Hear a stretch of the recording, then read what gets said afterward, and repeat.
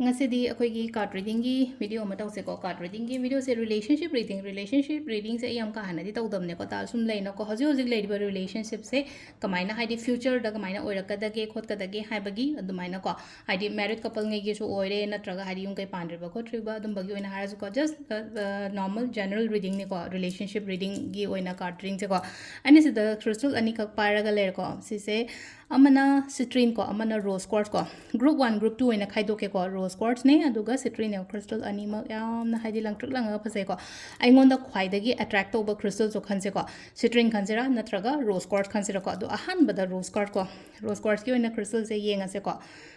pinkish khatang chang base ko rose quartz se clear rose quartz le ko sta ado sida aigi relationship hoji hoji aigi relationship natra single ngai ka haras ne ko aigi la ko to relationship in future relationship ko maina to da ge ha bu da mai yeng se ko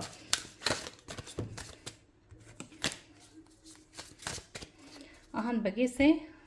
rose quartz khan bangai gi oina ne ko sila ise ko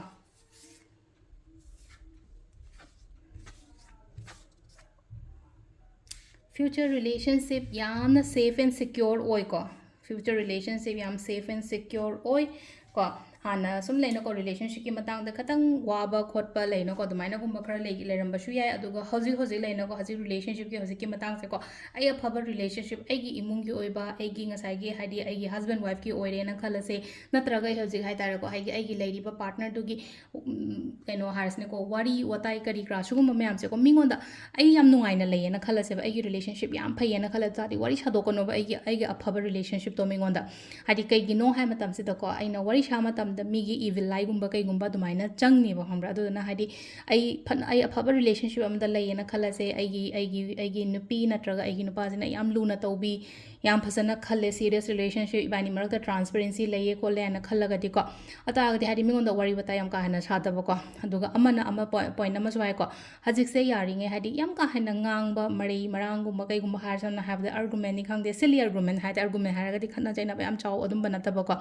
argument gumba kai gumba je khatang so avoid to biyo ko hadi adu zuma le wa ngang da ba sam na have the just be mom ne ba silai je ko hadi aduga ama le no ishor da thaja ba thammo ko ishor da thaja ba thammo ai relationship yam phani ko ni haina khala ko kai gi no ha matan da future ka thila ai se relationship be 9 of cups aina ningi ba aina pame bodo thungo haina la iba sida aina ningi ba se haidi any kind of wish hana has ne ko relationship ke matang da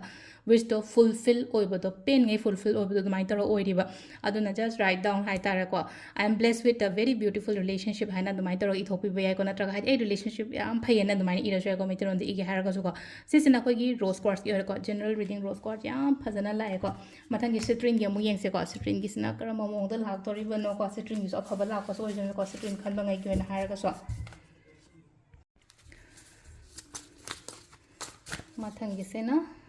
citrine gi ko 1 2 3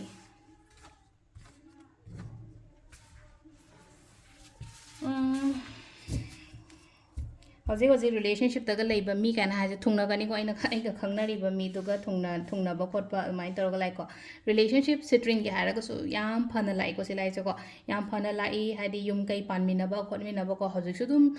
sudum hai dar positive energies lai ko present card so positive energies lai hana gi keno to sum phazan lai ko ai se ai gi partner sin ai se angang gi type ta treat yam tobi ko hadi angang gi type ta hadi angang loina ba gi type ta maina treat tobi ba do admaina su oi ko aduga amana amu kai hai ge hai kansida ko sum chatkiba mi gumba halakpa sudum oigale ko sira laiba card sing sida khara amada aina chatkiba mi hadi koina ga paw phongna da hadi single lay ngai khala se ba ta di hana chatkiba mi gumba do ai ngonda return la pa ko pa mai tor lai ko yung kai pan ba khot pa mai tor ga phajana pi ri ko silai se ko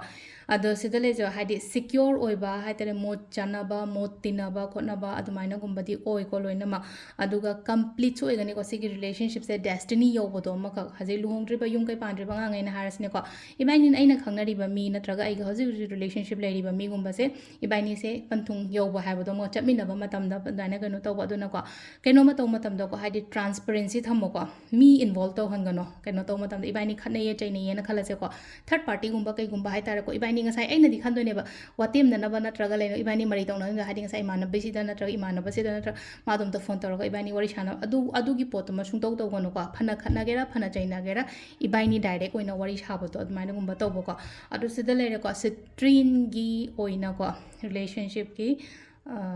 ꯇꯦꯔꯣ card reading ꯀꯣ ꯃꯌꯥꯝ ꯑꯗꯣ ꯉꯁꯥꯏꯒꯤ ꯄꯣꯖꯤꯇꯤቭ ꯂꯥꯛꯄꯅꯤꯅ ꯍꯥꯏꯗꯤ just ꯑꯩꯒꯤ ꯑꯣꯏꯅ ꯄꯣꯖꯤꯇꯤቭ